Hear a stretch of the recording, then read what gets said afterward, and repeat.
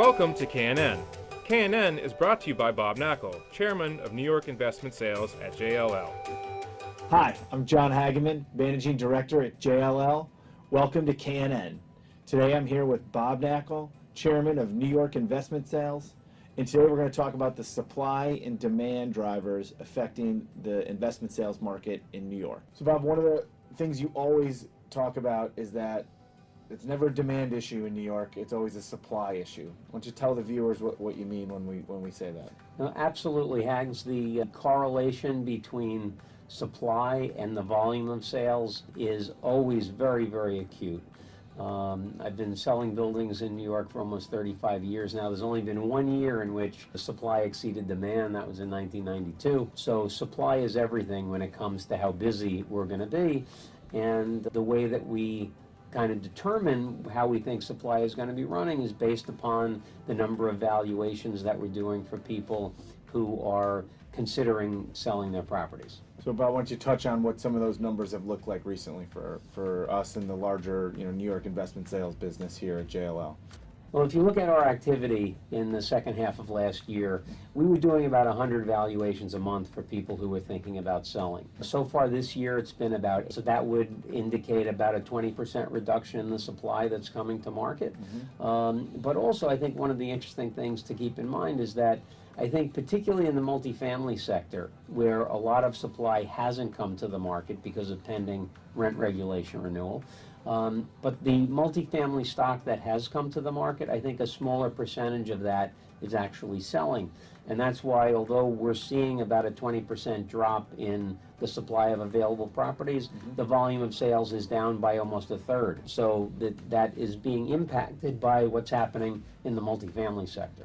Bob, let's talk for a second about the other side, demand. We've noticed a lot of our clients that we've been in discussions with recently have been telling us how they've been focused outside of New York and in other markets. What do you think the reasons for that is? Well, I think there are several reasons, Hags, and I think it's something that's a big concern to us. To see clients who for 20 or 30 or 40 years have only purchased property in New York City, and now they're increasingly looking to buy outside New York. That's a troubling dynamic. But on the flip side of the coin is that we continue to have new people coming into the marketplace. There are new buyers from across the United States that have never purchased anything in New York that want to own a piece of the Big Apple. It's investors from all over the world that are coming into the marketplace, so that's on the positive side. So getting back to my earlier question, what do you think the reasons are that people are looking outside?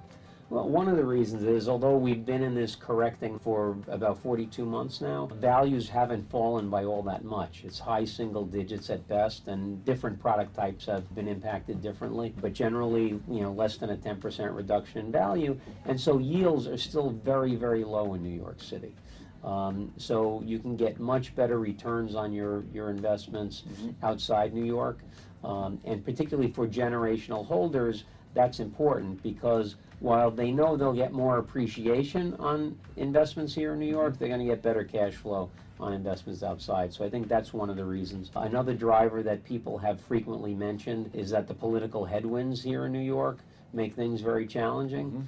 We really would be great if our politicians embraced our industry. The real estate industry contributes so much capital to the annual budget that real estate should be a friend of politicians, not the reverse, and unfortunately it seems like it's headed in that direction. Another thing that people constantly mention is the tax horizon here and how that has continually gotten worse.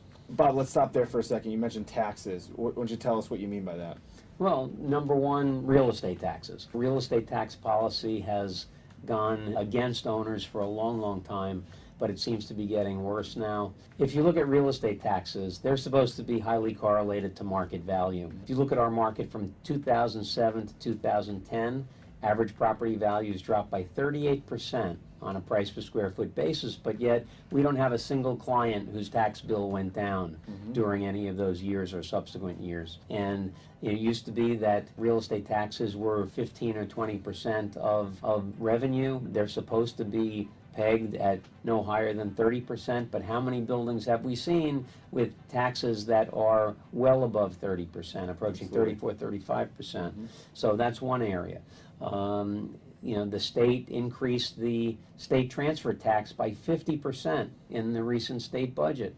And on the residential side, the mansion tax has been increased. Mansion tax has historically been a tax of 1% on any sale over $1 million. So at every turn, it seems like taxes keep increasing. Elected officials increasingly look to the real estate market to fund budget holes. And it makes it a little difficult. So people are getting a little tired of that, and they're voting with their feet relative to their dollars and where they're investing them.